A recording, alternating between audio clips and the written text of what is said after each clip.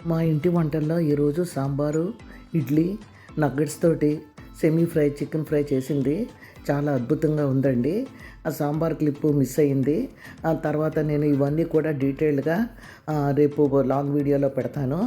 మీకు నేను ముఖ్యంగా ఇది ఎందుకు చూపెడుతున్నానంటే, నగ్గెట్స్ బేక్ చేసినవి డీషెస్లో అమ్ముతున్నారు కదండి, అవి అనుకోకుండా నేను తెప్పించాను పొరపాటున. అది అలాగే తినడానికి ఇష్టపడరు.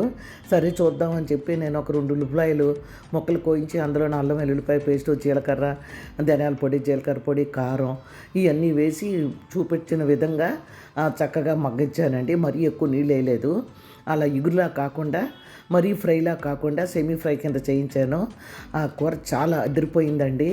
నేను ఇంత రుచిగా ఉండడానికి కారణం ఏంటంటే, నగ్గెట్స్ ఆల్రెడీ బేక్ చేశారు కదా, అందుకే మీకు షేర్ చేశాను. ఉంటాను. Bye bye.